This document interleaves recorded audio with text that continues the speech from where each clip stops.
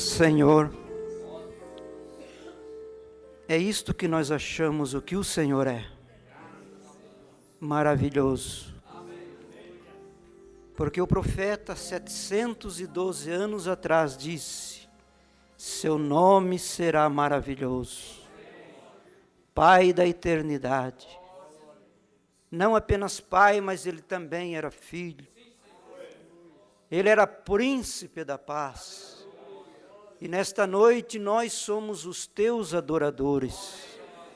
Faz, Senhor, de nosso coração um altar nesta noite, para que nós possamos vir para trazer, Senhor, os frutos, da nossa adoração, do nosso louvor, e que o Senhor olhe para dentro de cada alma, Senhor, neste instante, cada um dos que nos ouvem, cada um dos que nos acompanham, cada um dos Teus filhos, Senhor, que neste tempo do fim estão esperando por algo maior.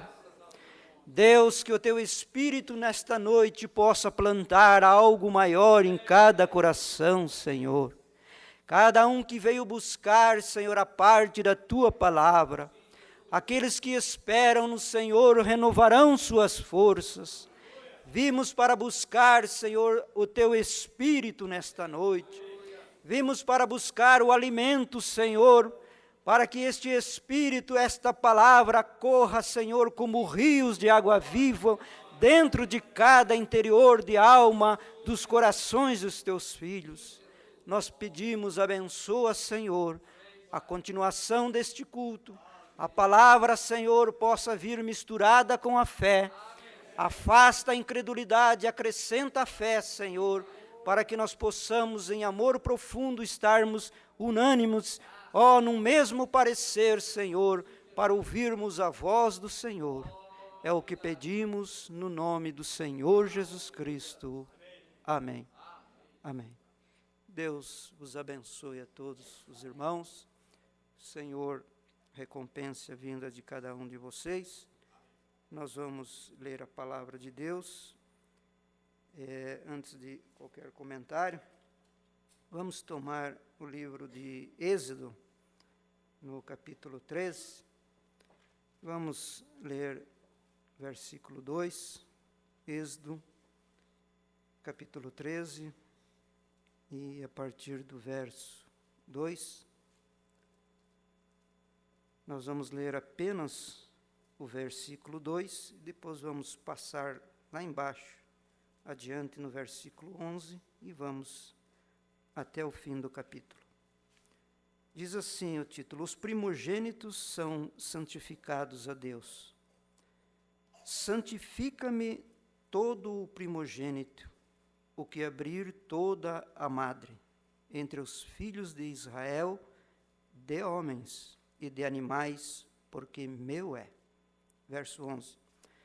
Também acontecerá que quando o Senhor te houver metido na terra dos cananeus, como jurou a ti e a teus pais, quando te houver dado, apartarás para o Senhor tudo o que abrir a madre. Tudo o que abrir a madre do fruto dos animais que tiveres, os machos serão do Senhor. Porém, tudo o que abrir a madre da jumenta resgatarás com cordeiro. E se o não resgatares, cortar-se-lhe-ás a cabeça. Mas todo o primogênito do homem entre teus filhos resgatarás. Se acontecer que teu filho no tempo futuro te pergunte dizendo: o que é isto? Dir-lhe-ás: o Senhor nos tirou com mão forte do Egito, da casa da servidão. Porque sucedeu que, endurecendo-se Faraó para não nos deixar ir, o Senhor matou todos os primogênitos na terra do Egito, desde o primogênito do homem até ao primogênito dos animais. Por isso eu sacrifico ao Senhor os machos, de tudo o que abre a madre, porém a todo o primogênito de meus filhos eu resgato. Será por sinal sobre tua mão e por frontais entre os teus olhos, porque o Senhor nos tirou do Egito com mão forte. Que Deus nos abençoe. Podeis todos tomar os assentos. Nós queremos dar boas-vindas a todos os irmãos, todas as irmãs, todas as pessoas que também nos assistem. Dizer que nós não somos apenas, estamos substituindo os pregadores desta igreja, que nestes últimos dias têm viajado com compromissos diversos. O pastor faz um casamento que deveria realizar no dia de ontem. Ele então seguiu para a região de Assis, Toledo, aquela região. E o irmão Juglair, também que é o oficial da igreja, está em São Paulo para assuntos a tratar particulares, que ele deveria ir lá. E eu creio que eles estão sob nossas orações, né? E todos são bem-vindos, todas as pessoas. Nós sentimos honrados quando cada um de vocês vem, não para prestigiar quem vai pregar ou quem está aqui, porque se há uma coisa que deve ser prestigiado é o Senhor Jesus Cristo. Se alguma coisa, se alguma tela, ou alguma palavra, ou alguém está tomando o lugar, este precisa ser apagado. Quem deve aparecer é o Senhor Jesus Cristo. Amém? Ontem nós falamos sobre vasos de barro que foram enchidos de tesouro. Falamos sobre que você, irmã, é o segredo de Deus para esta era. Porque se toda a palavra de Deus está dentro de você, você passou a ser este segredo. Talvez as pessoas, os vizinhos, os amigos, no trabalho, na padaria, na loja, no supermercado, não saibam quem você é. Mas ontem nós vimos aqui o profeta de Deus dizendo que nós somos o segredo de Deus. João comeu o livro e se tornou livro, e o livro se tornou um João. Vós sois cartas escritas, epístolas escritas e vistas por toda a terra, por todo o mundo. Essa foi a nossa mensagem ontem para a igreja. Eu sempre, quando eu vou pregar, eu gosto de pensar naquilo que o profeta disse certa vez. Ele disse que ele sempre recordava de um provérbio grego, e ele gostava daquilo porque o irmão Brana também era um homem igual a nós. Na verdade, ele nasceu sob algo especial em sua vida, até mesmo seu corpo físico, e ele diz que até mesmo ele nasceu com sua consciência e subconsciência tão perto uma da outra, que nestes casos o homem não precisa nem dormir para ver coisas que vão acontecer. Isto são profetas. Veja, ele nasceu com essa categoria. Agora, nós, homens comuns como somos, eu ainda gosto de pensar assim: irmãos, não me tomem pelo que eu digo, mas me tomem pelo que eu quero dizer. Amém? O profeta sempre disse isso. Aquele provérbio grego: não me tomem pelo que eu digo, mas pelo que eu quero dizer. Muitas vezes nós falamos coisas, e não é o nosso tema, e passamos por cima daquilo, porque não é o tema daquele dia, e às vezes não fica muito esclarecido, mas a melhor coisa que se tem, estava falando para um irmão hoje, a melhor coisa que se tem é quando nós podemos esclarecer as coisas que estão escondidas, as coisas que não entendemos, né? Eu estava falando para os irmãos ontem que quando o irmão Brana pregou a mensagem liderança e o poder de transformação, ele pregou no dia 31 de outubro de 1965. E quando ele pregou poder de transformação, ele pregou pela manhã, foi na cidade de Prescott, no Arizona, e a mensagem liderança, então, ele pregou na parte da tarde. E quando ele ficou aqueles dias ali na cidade de Prescott, ali no Arizona, os irmãos, então, bondosamente convidaram o profeta, se ele não gostaria de fazer uma caçada naqueles dias ali, de maneira que ele aceitou o convite, né? Ele jamais ia rejeitar. Se tudo estava bem, uma caçada, ele não ia rejeitar. E então ele foi. E eles dizem que quando ele chegou, então, ali, eles foram para o acampamento, e eles tinham uma base de acampamento, sobre ali algum monte que tinha ali na região, enquanto eles preparavam as coisas, barracas, e tudo ali, as armas e as coisas, os apetrechos, para fazer ali aquele período de caça. Então, o profeta, ele se afastou dos irmãos e caminhou para dentro da floresta, daquelas árvores ali, até que ele encontrou um pedaço de madeira, um toco de madeira, e ali, então, ele começou a olhar para a esfera celeste. Bem lá no fim do céu do Arizona, um grande cometa riscou o céu. Aquilo foi passando, aquela luz clareando, até que ele desapareceu. E ele ficou observando aquilo, olhando para cima, e um momento depois ele retornou de volta para o grupo de irmãos que estava ali, e ele disse: nada do que acontece nesta vida, neste mundo, é sem um significado. Tudo tem um significado. Então os irmãos perguntaram para ele: irmão Brana, o que isto quer dizer? E esperavam dele que ele trouxesse alguma revelação ou algo que falasse para eles alguma coisa que eles gostariam de ouvir. Mas ele disse: isto que passou ali em cima, isso tem a ver comigo. E se calou. Não falou mais nada. 2 meses depois, em dezembro de 65, a 7ª estrela se apagou. A 7ª estrela se apagou, levando aquele corpo de William Branham naquele acidente. Mas ela brilha hoje em nossos corações, porque nós somos a continuação daquilo que ele foi, da mensagem que ele trouxe. Por isso nós somos hoje a luz que alumia em lugar escuro. Laodiceia entrou em total escuridão, mas hoje esta luz é você, sou eu. Você que é este vaso de barro, onde este tesouro está colocado aí dentro. O mundo pode não ver, mas Deus diz que assim é.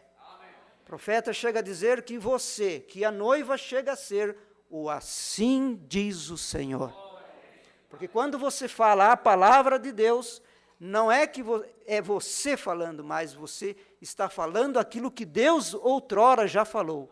Você é apenas um que está repetindo o que Deus está falando. Amém?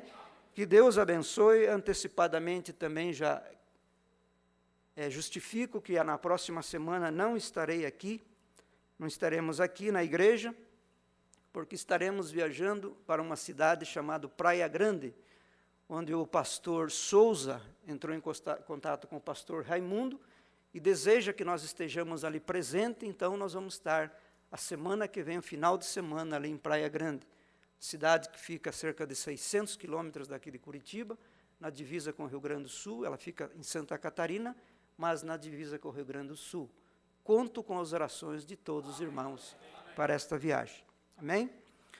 Eu tomei essa escritura aqui, nesta noite, e nós nunca vamos esgotar qualquer assunto que nós tomarmos, qualquer assunto que nós pregarmos, qualquer assunto que nós iniciarmos, nós apenas vamos tirar um pouquinho do fio, do rolo, desta Bíblia, deste Evangelho, e nós nunca vamos conseguir fechar nenhum quadro. Nenhuma pregação consegue fechar um quadro total. Eu lembro uma vez, quando o irmão Daniel Moreno, estava pregando sobre uma mensagem intitulada sobre o mundo de cima e o mundo de baixo. E depois dele ter pregado numa escola dominical por muito tempo, aí vieram as perguntas. Daí alguém fez uma pergunta relacionada sobre aquilo, e então ele disse assim, eu nunca esqueci daquilo. Ele disse: as coisas que nós falamos é apenas um pequeno comprimido. Naquele pequeno comprimido está tudo aquilo que o corpo humano precisa. Mas se você tomar só um comprimido, aquilo não é o tratamento total. Você precisa continuar tomando. E assim é o Evangelho. Os segredos de Deus. Só com culto você nunca vai conseguir fechar. Então fica portas abertas para cá, porque o irmão Brando diz que o Evangelho é uma vertente. Ela tem um olho aqui de água, ela tem outro ali, ela tem outro acolá. Isso vai para esse grande oceano, isso é tão majestoso, é tão grande navegar, porque se você navega por estes rios estreitos, rios caudalosos, e você vai indo, mas quando você chega no grande oceano, então você vê aquele vasto lugar que você pode nadar, que você pode ir com sua embarcação, ir longe, navegar bem longe. Assim é a pregação do Evangelho. Sempre haverá o que falar, seja qualquer assunto. Se nós abríssemos a Bíblia aqui e tomássemos Atos 2, 37, 38, falando sobre o batismo, essa noite seria pouco. A noite seguinte seria pouco. E assim, isso vai indo, as vertentes vão vindo. Quanto mais água tira, mais revelação vem. Isso vai indo, vai indo, vai indo. E nunca vamos acabar. Mas nós sabemos que tudo isso é para que nós pudéssemos ter este alimento espiritual nesse devido tempo. Amém? Eu coloquei aí sobre primogenitura, porque é um assunto muito extenso, um assunto muito grande, e eu falei agora esses dias, preguei lá em Cascavel, para os irmãos, e falei sobre primogenitura, e lá em Assis também, e nós iniciamos, eu disse para eles que iniciar nós conseguimos, terminar nós nunca vamos conseguir, porque isto realmente é algo que precisaria de muito tempo. Mas nós queremos tomar aquela porção que Deus tem para nós nesta noite. Amém? Que Deus abençoe nossos corações. Então, aqui, Êxodo capítulo 13, ele diz que todo primogênito deveria ser separado. Agora, nós sabemos o que significa primogênito, porque primogênito quer dizer primeiro, né? Aquele primeiro. Então, cada família essencialmente macho. Veja o detalhe que a Bíblia chama quando ele fala dos animais, mas ele disse que quando se tratava de filhos masculinos, macho, esse era do Senhor. Mas isto, durante o tempo no deserto, e mesmo depois de Israel ter entrado em Canaã, na terra prometida, essas coisas vieram sofrendo transformações, veio sofrendo mudanças. Este Deus que havia falado que o macho serão do Senhor, e que este macho, que era do Senhor, quando ele completasse determinada idade, a Bíblia diz que um mês, quando aquela criança estivesse com cerca de 40 dias, depois dela haver circuncidado, ela precisava ser resgatada. Então, se uma família tivesse um filho e aquele filho fosse um filho macho, o primeiro, então aquela mãe, no 8º dia, 7 dias, então ela ficava no período entre o parto e a limpeza do seu corpo. No 8º dia, aquela mulher então aqueles pais traziam, e aquela criança era circuncidada. Mais 40 dias, 33 dias depois, 40 dias, quando fechasse 40 dias, aquela criança precisava ser trazida diante do santuário do Senhor. E esta mãe trazia, e não foi diferente com Maria, porque Maria, ali em Lucas 2, quando ela trouxe Jesus, ela trouxe para duas coisas. Ali diz a Bíblia que ela trouxe para ser circuncidado, mas, se você olhar, você pensa que naquele mesmo dia ele foi apresentado. Não, Maria trouxe para a circuncisão e depois que passou o período de sua purificação, ou seja, 33 dias e mais 7 da sua purificação, que era 40 dias, então aquele menino teve que voltar para ser consagrado ao Senhor, e quando a pessoa era uma pessoa que não era muito rica, então eles levavam ali rolinhos ou pombinhos, e quando a pessoa tinha muito dinheiro, era uma pessoa rica, era uma pessoa abastada, então eles traziam outras ofertas, como cordeiros e coisas assim, desta maneira. Tudo isso são coisas naturais, coisas literais, que nós queremos direcionar isto hoje para o tempo em que nós estamos vivendo. Porque Deus nem sempre toma aquilo que é primeiro para fazer a sua obra. E existia 3 coisas que um judeu, ele não abria mão por nada neste mundo.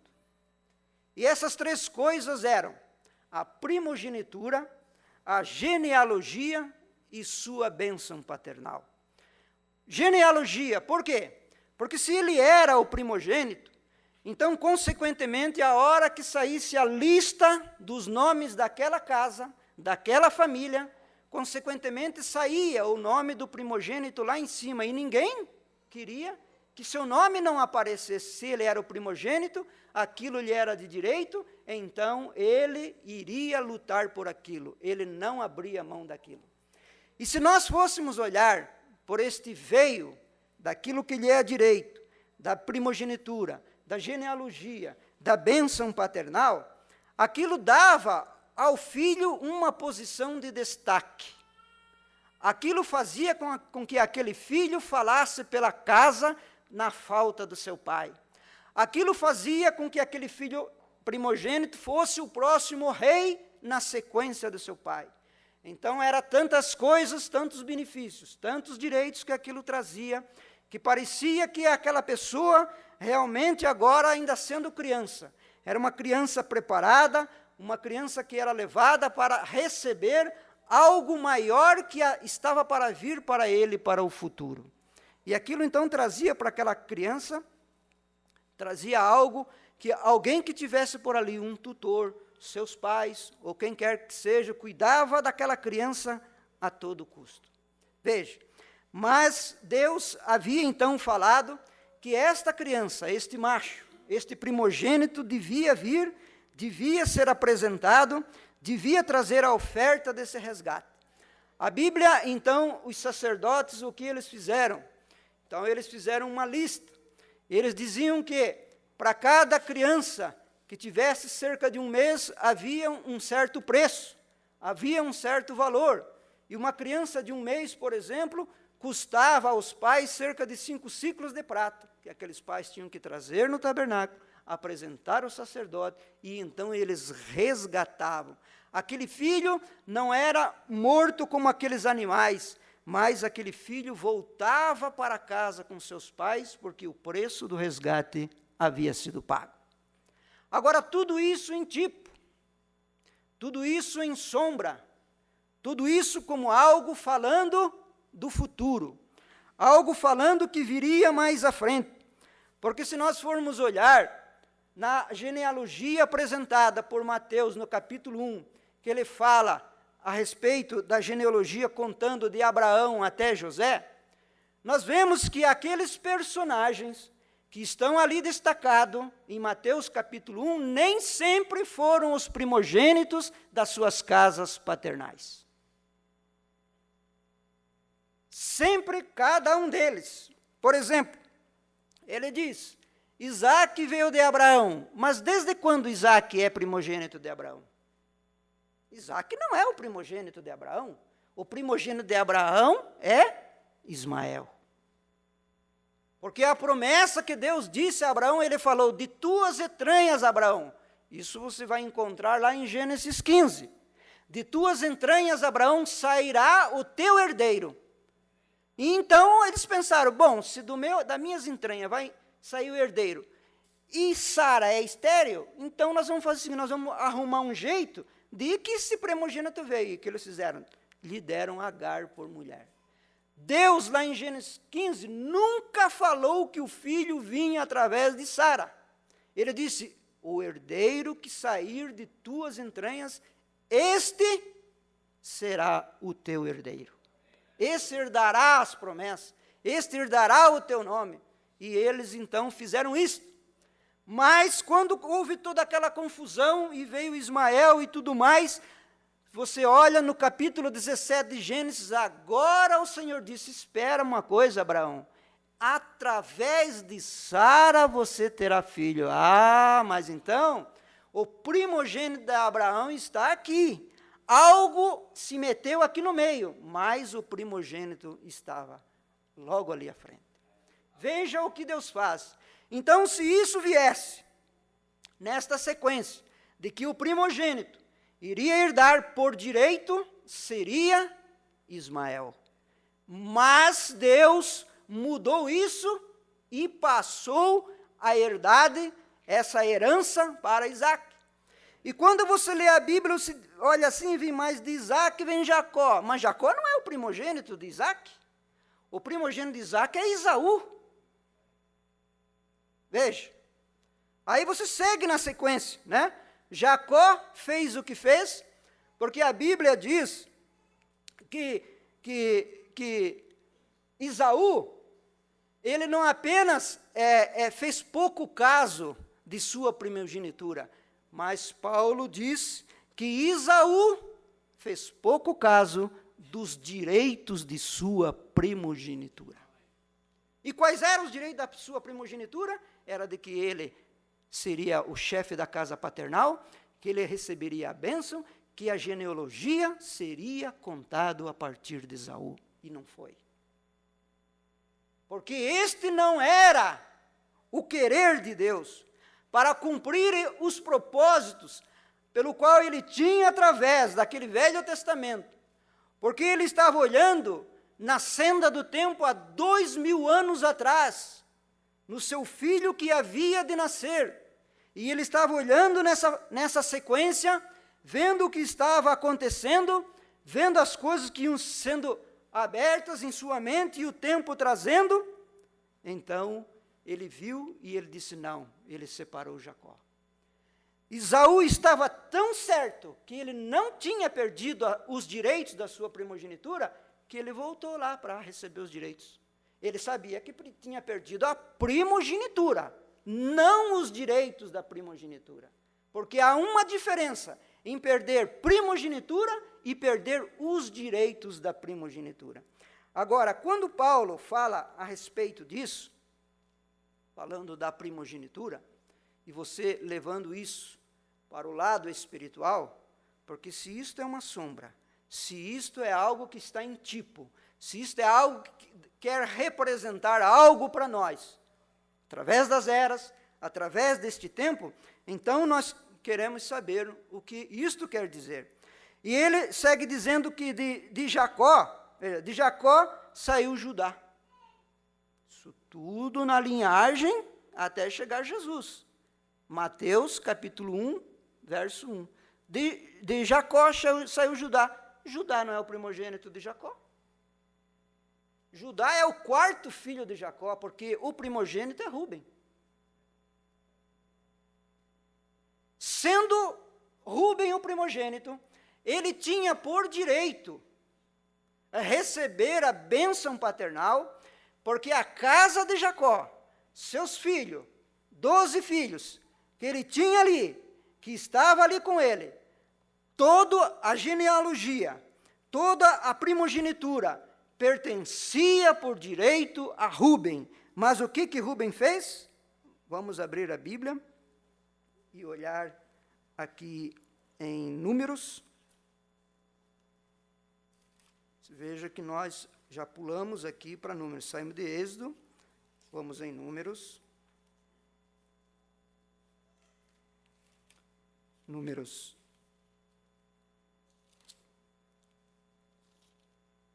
3, verso 12.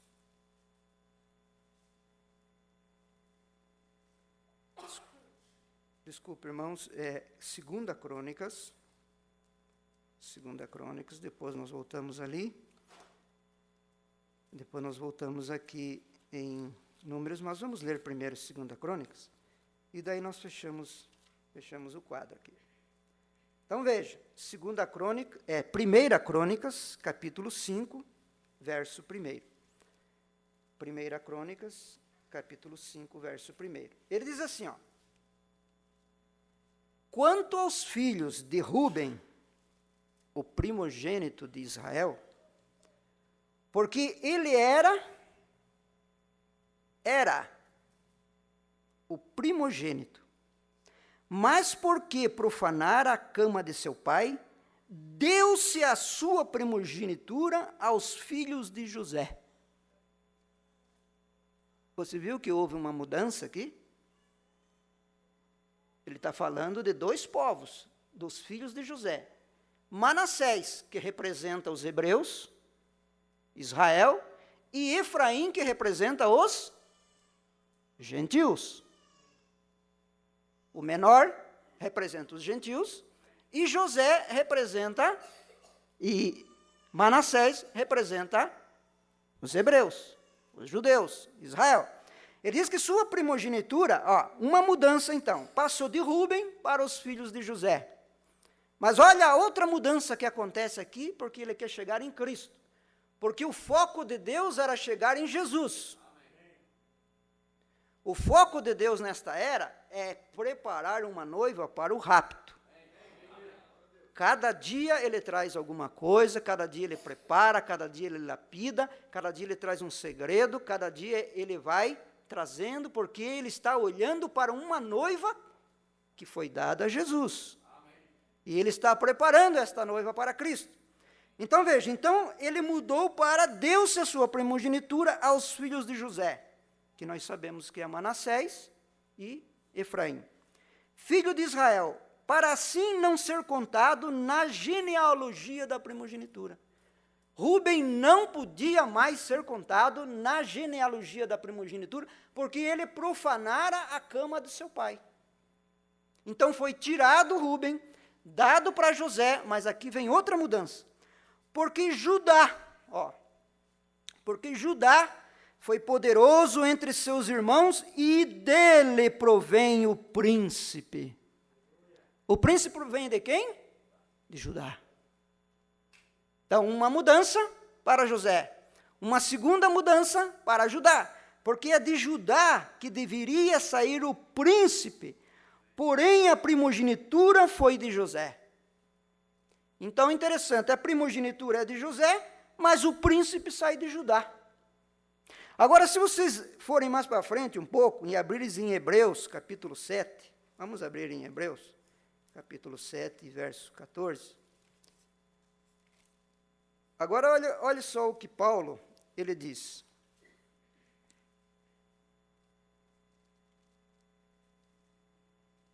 Visto ser manifesto que nosso Senhor procedeu de Judá, e concernente a esta tribo, nunca Moisés falou de sacerdócio. Visto que nosso Senhor não saiu de Rubem, não saiu de José,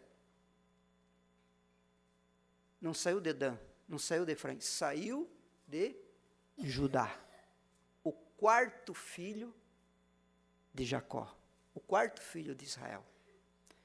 Visto ser manifesto que nosso Senhor procedeu de Judá, e concernente a essa tribo, nunca Moisés falou a respeito de sacerdócio, e muito mais manifesto ainda, se a semelhança de Melquisedeque se levantar outro sacerdote, que não foi feito segundo a lei do mandamento carnal, mas segundo a virtude da vida incorruptível.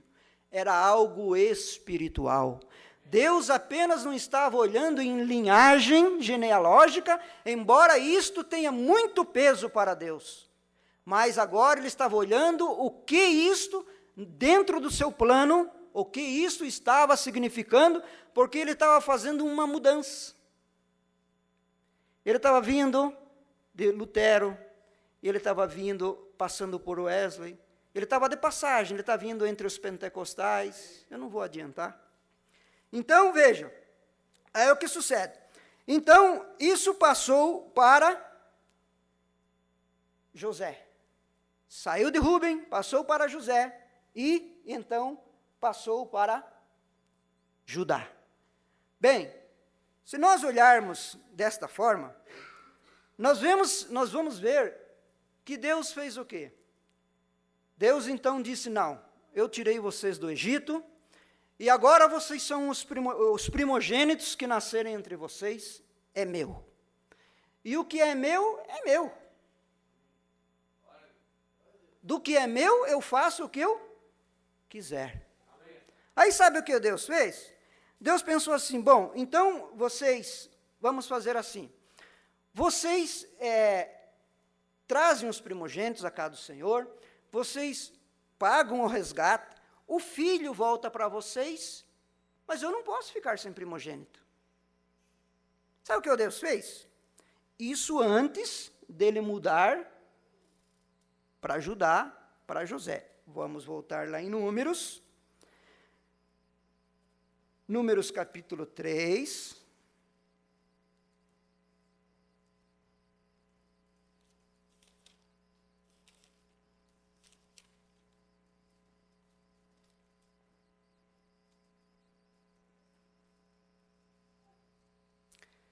Então, em Números capítulo 3, depois dele ter escolhido, depois dele ter falado que os primogênitos eram dele, e que aquilo tudo era dele, então, ele mais tarde, olha o que Deus resolveu fazer. Ele mudou. Aqueles primogênitos de Israel, olha para quem mudou. Números 3, 12. E falou o Senhor a Moisés, dizendo, eis que tenho tomado os levitas do meio dos filhos de Israel, em lugar de todo primogênito que abre a madre. Entre os filhos de Israel, os levitas serão meus. Amém. Veja o que Deus estava fazendo. Ele tinha pegado os filhos naturais. Agora ele disse que uma tribo era dele. Uma tribo ministrava para ele. Que uma tribo é que representava todas as 11 tribos restantes. Ele estava separando agora como primogênito a tribo de Levi, ministros. Homens que foram levantados, que vieram da tribo de Levi, da qual Moisés, da qual Arão, Gerson, Coate, Merari, cada um daqueles pais, cabeças ali, faziam parte, e agora Deus estava separando uma tribo e disse assim, o primogênito para mim será a tribo de Levi. E de repente Deus falou assim, não, o meu filho não vai nascer da tribo de Levi. Deus tomou esta decisão. O meu filho, ele não vai nascer da tribo de Levi. Deus já tinha decidido que a tribo de Judá seria o escolhido que traria o príncipe da paz.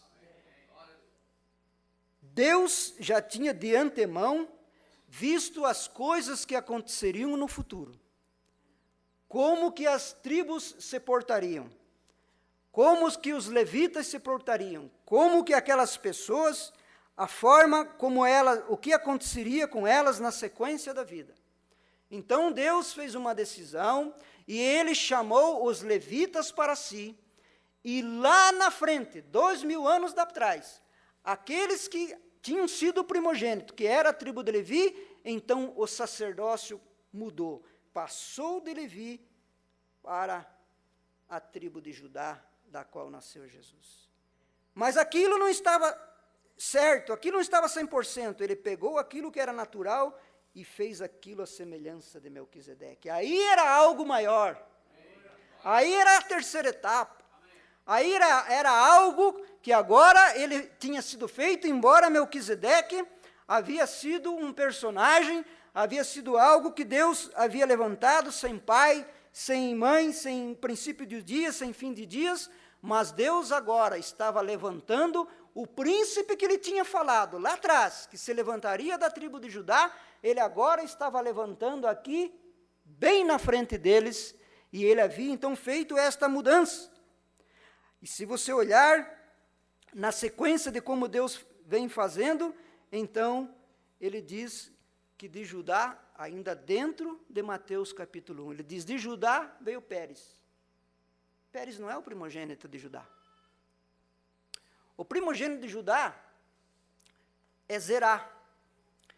E Zerá e Pérez são gêmeos. Como Jacó e Esaú, Pérez e Zerá eram gêmeos. Só que Zerá foi esperto. Ele disse, não, eu tenho que ser o primeiro aqui. Então o que ele fez? O nascimento dessas duas crianças, de Pérez, que é da linhagem de Jesus, e de Zerá, é o fruto do nascimento entre Judá e sua nora. E no dia que ela estava em trabalho de parto, quando a parteira chegou ali, o que Zerá fez? Ele surcou. Ele pôs a mão para fora. Quando ele pôs a mão para fora, a enfermeira, o que ela fez, a parteira fez? Ela pegou um fio roxo e amarrou na mão dele.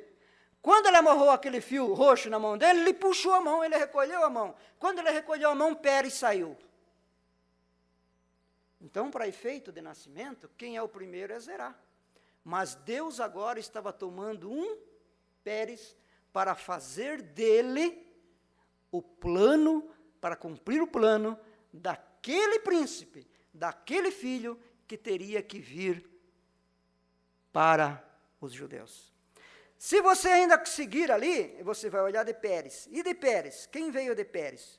De Pérez veio Esrom, não temos, a Bíblia quase não fala nada sobre ele.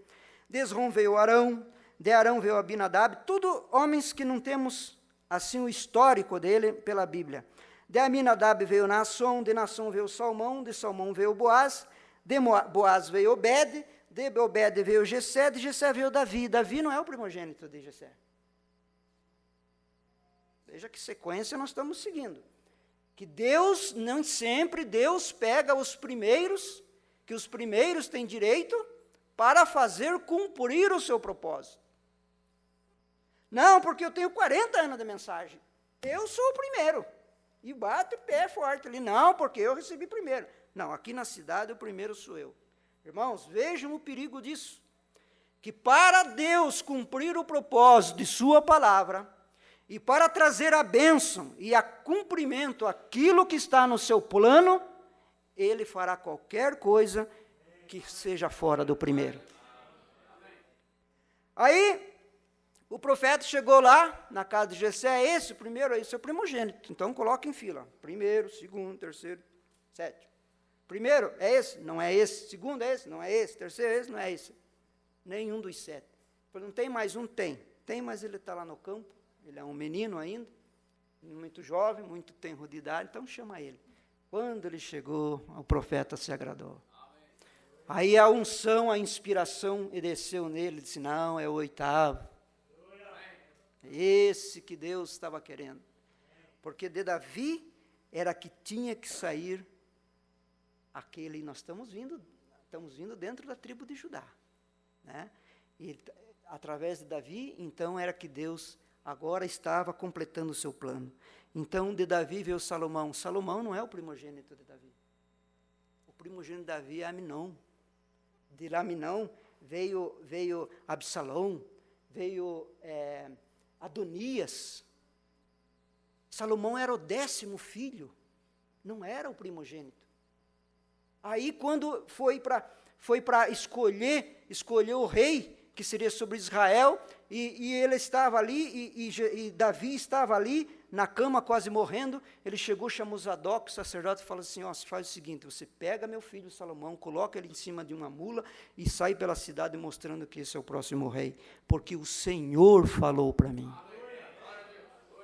Foi Davi que escolheu, porque por direito tinha que ser Adonias, para tanto que Adonias se rebelou, formou um reino na cidade ali próximo, e depois ele foi morto por seu irmão Salomão.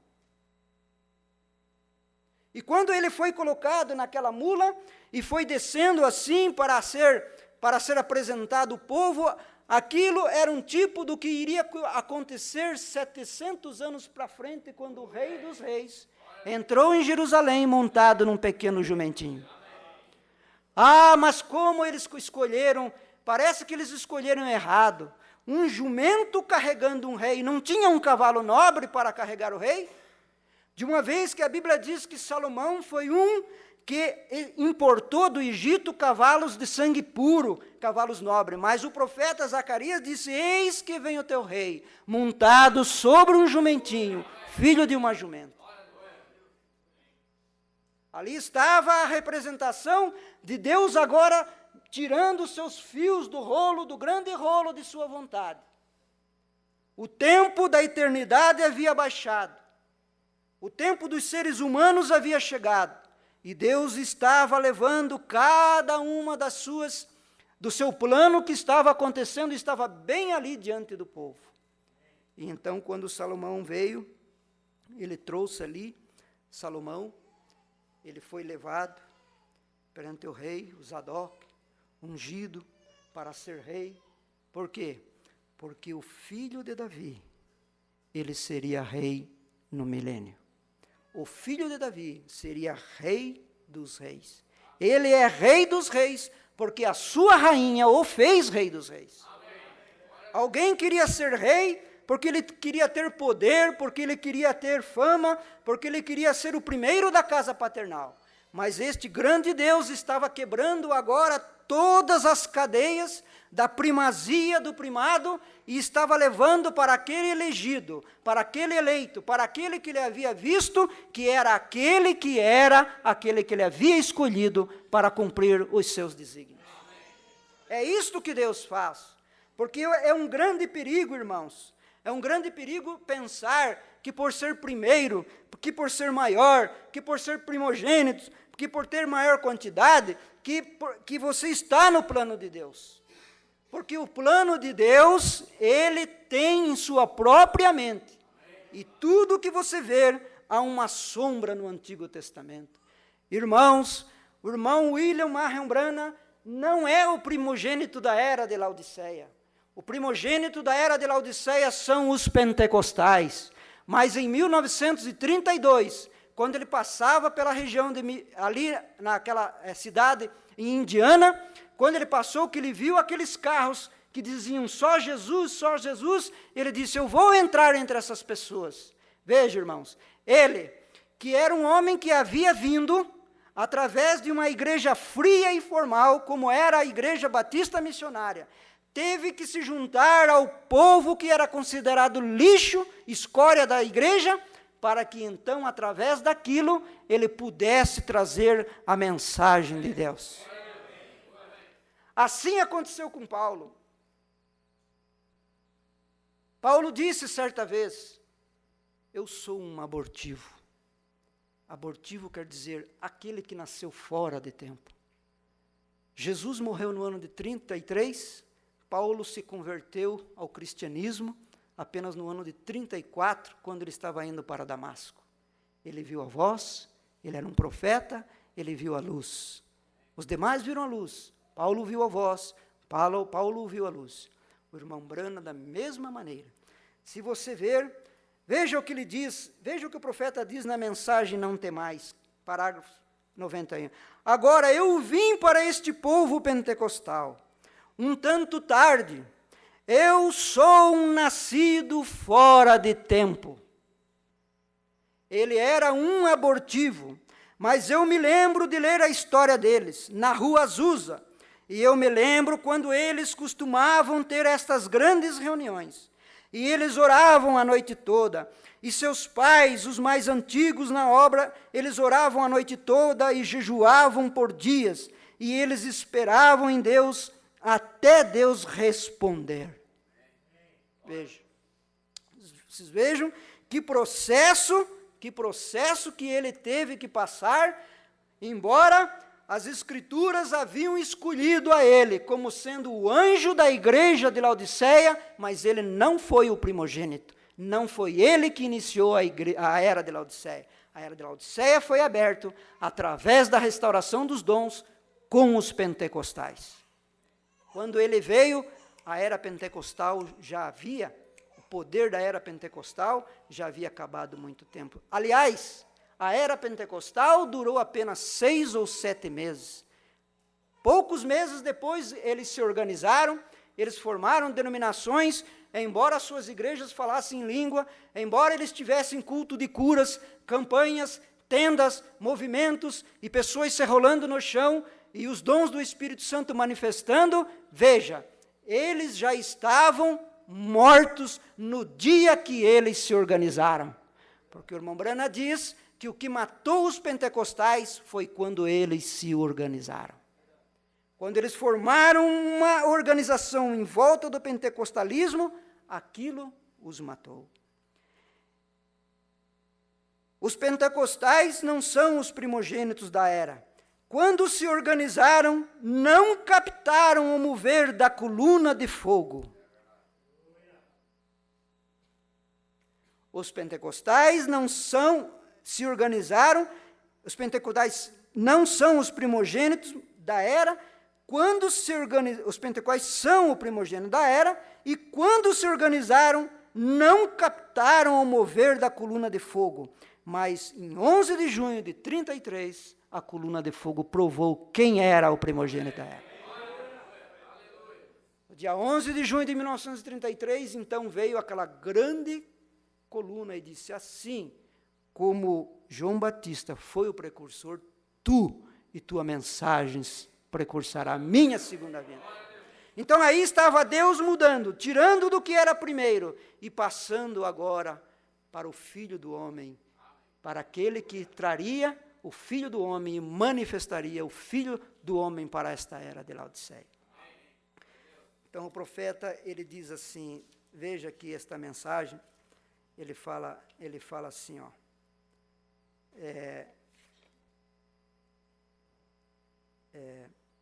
Jacó tinha primogenitura, não é isto correto? Quando José foi rejeitado por seus irmãos, a ele foi dada uma esposa. José passou por um período também de mudança, quando foi mudado de Rúben para José, para os filhos de José. Deus está fazendo algo aqui nesse meio, nessa mudança, nessa junção do tempo, para que então ele possa trazer para esta era. Olha o que ele fez. Olha o que ele fez. Então José foi dado para ele uma esposa. Só que a esposa que foi dada para ele foi uma esposa gentia. José era um hebreu, mas a ele foi dado uma esposa gentia. Faraó deu a ele uma esposa gentia. E ele teve filhos, meio gentios e meio judeus.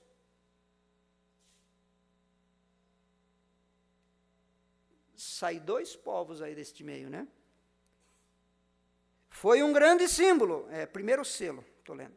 Foi um grande símbolo. Quando Jacó os abençoou, Efraim de um lado e Manassés do outro, ele cruzou suas mãos e deu ao filho mais novo a bênção. A primogenitura era do mais velho. Quem é o mais velho? Manassés. Manassés representa quem? Os judeus. A primogenitura era para ser dos judeus, mas quando o seu príncipe veio, eles rejeitaram, e então a primogenitura passou para os gentios em Atos capítulo 10. Porque em Atos capítulo 10 diz, e havia um centurião lá em Cesareia, seu nome era Cornélio, e ele estava a hora nona orando, e então o anjo do Senhor veio e lhe disse o que ele devia fazer, e ele mandou um homem a Jope, e chegando em Jope estava Pedro, e ele chamou Pedro, e Pedro chegou ali, e então eles foram cheios do Espírito Santo. O evangelho agora tinha passado dos hebreus para os gentios. Vocês querem ver isso? Vamos ver a profecia disso? Abram em Isaías capítulo 22. Vamos ler aqui, nós não vamos conseguir acompanhar tudo, porque o tempo já passou, né? Mas vamos ver aqui em Isaías, capítulo 22.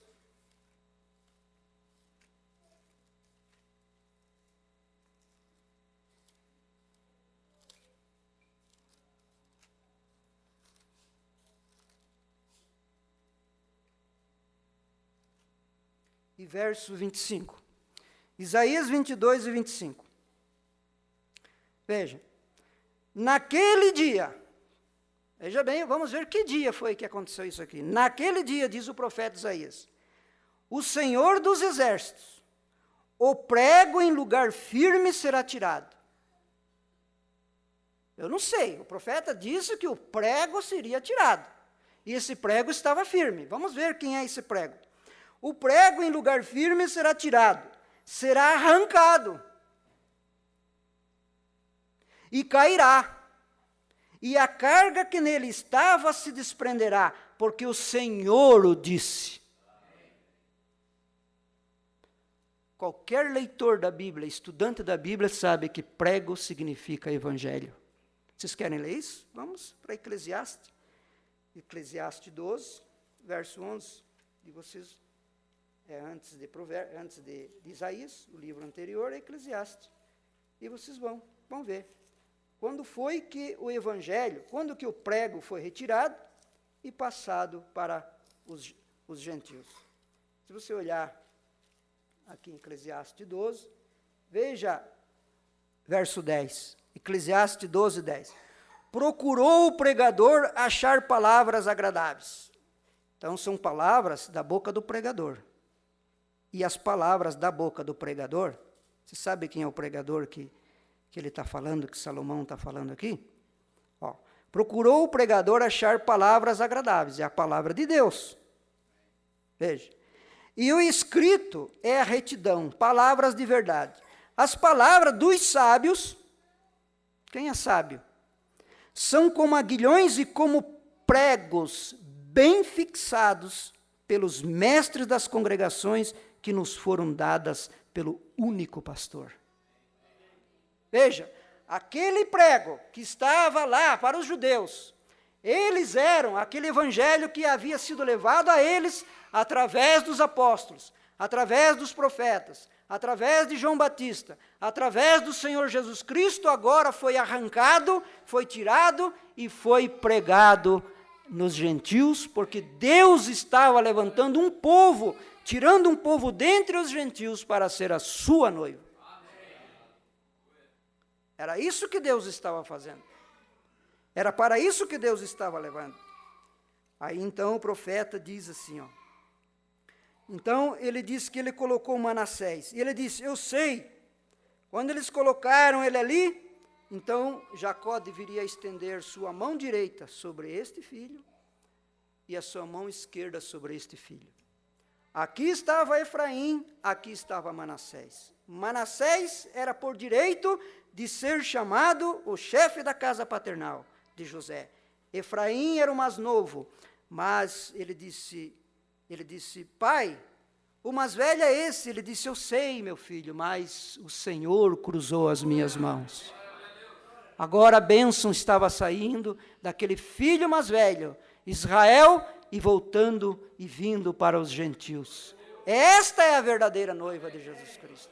Este é o verdadeiro povo que Deus agora estava separando, tirando para fazer dele uma noiva para o seu filho, para o Senhor Jesus Cristo. Ele disse, eu sei que minhas mãos se cruzaram, mas Deus as cruzou.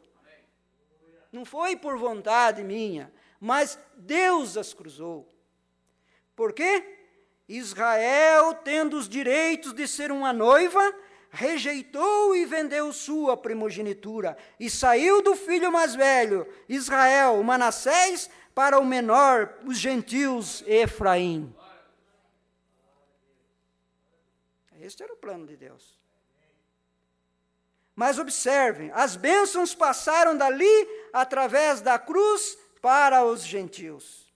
E a noiva gentia, a esposa de Jesus, depois de ter sido rejeitado pelo seu próprio povo, ele tem tomado uma noiva gentia. Isso para mostrar que, embora os primogênitos, eles têm todos os direitos, tudo aquilo que eles necessitam, tudo aquilo que eles precisam, tudo aquilo que Deus poderia lhes dar, Deus, ainda por ser soberano, ele é capaz de tirar do primeiro e dar ao mais pequeno, ao último, ou seja lá quem for.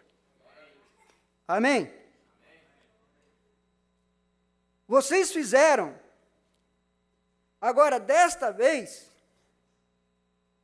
a mulher espiritual, a noiva de Cristo, que começou no dia de Pentecostes, primogênito. Começou lá no dia de Pentecostes, lá no aposento alto, lá em cima. Eles são os primeiros. Olha o que aconteceu com eles.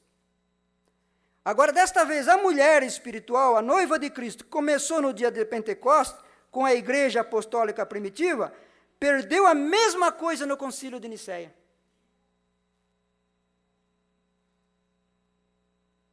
Aquela igreja que havia sido chamada O evangelho havia sido tirado dos judeus, passado para os gentios, e ela havia sido agora uma noiva. Ela havia sido chamada, a igreja havia sido chamada. 300 anos depois, ela agora se tornara uma denominação. Ela agora havia deixado a verdadeira adoração, o verdadeiro batismo em nome do Senhor Jesus Cristo para tomar títulos Pai, Filho e Espírito Santo. Ela havia agora feito uma troca, uma mudança. Seus altares agora estavam cheios de velas. Seus altares estavam agora cheios de imagens. Agora ela não era mais aquela noiva do Pentecoste, dos dias do Senhor Jesus Cristo, dos dias de Paulo. Agora ela era uma noiva falsa. Agora ela havia perdido o direito, porque os verdadeiros eleitos, diz o profeta, que naqueles 15 dias que eles travaram contra a doutrina ali em Niceia, quando eles viram que aqueles irmãos não haviam se afastado da verdade, ele disse, deixai-as, Efraim está dado aos ídolos, e eles foram embora e nunca mais voltaram lá. É assim que a noiva faz. Ele disse, Efraim está entregue aos ídolos. Eles perderam os direitos de sua primogenitura. Eles eram os primogênitos, mas eles venderam, assim como os pentecostais de 1906, começaram no Espírito, e eles não tinham um púlpito, eles pegavam uma pequena caixa de maçã e eles oravam, e não tinha pregador ali, eles apenas oravam e choravam e se rolavam e oravam, e alguém levantava e cantava um hino, e não tinha nenhum líder, e não tinha ninguém maior entre eles, e eles eram simples, e tudo foi muito bonito por 6 ou 7 meses. Daqui a pouco, uma placa lá em cima, escrita. E daqui a pouco, uma outra igreja gostou do movimento e viu que eles estavam atraindo muitas pessoas. E eles então ficaram com inveja daquilo e começaram a se achegar. Quando a igreja começou a crescer, eles começaram a chegar. Daqui a pouco, o lobo entrou dentro, o que era eleito saiu dali, se afastou dali, porque agora ela havia se tornado uma denominação. Agora, em 1906. Mas Deus tinha algo melhor. Ele havia prometido que no tempo do fim haveria luz. 1906 não era o tempo do fim. Ele havia prometido que no tempo da tarde haveria luz. Ele prometeu que no tempo da tarde haveria uma noiva, haveria um corpo, haveria um grupo que não se denominaria, que não se organizaria, mas que iria tomar toda a palavra de Deus, e nestes ele ia colocar toda a sua palavra. Por isso que vocês são o segredo de Deus. Por isso que a palavra que era colocado na antiguidade, naqueles vasos de barros, para conservar aqueles pergaminhos estão aqui nesta noite. Sua palavra, e ela está dentro de você. Porque você tem comido a palavra, você se torna a palavra, então você, como diz o profeta, chega a ser o assim diz o Senhor. Que Deus abençoe, em nome de Jesus. Vamos cantar? Amém? Glória a Deus. Aleluia. Louvado seja o Senhor, né? Nós nunca vamos conseguir encerrar tudo isso, mas Deus acrescenta cada dia, né? Glórias ao Senhor. Aleluias. Vamos colocar em pé. Vamos cantar o hino que nós aprendemos domingo passado, Quando Penso em Jesus. Creio que tivemos algum visitante aqui e esse visitante gostou desse hino, então vamos cantar. Quando penso em Jesus. Quando penso.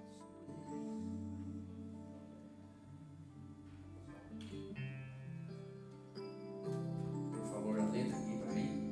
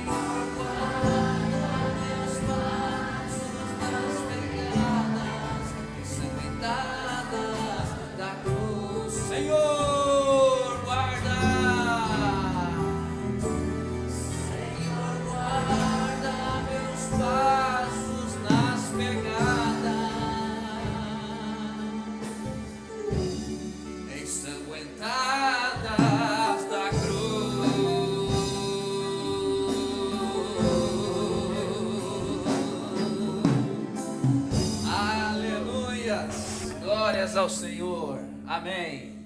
Glória a Deus. O evangelho todo é só sangue, né?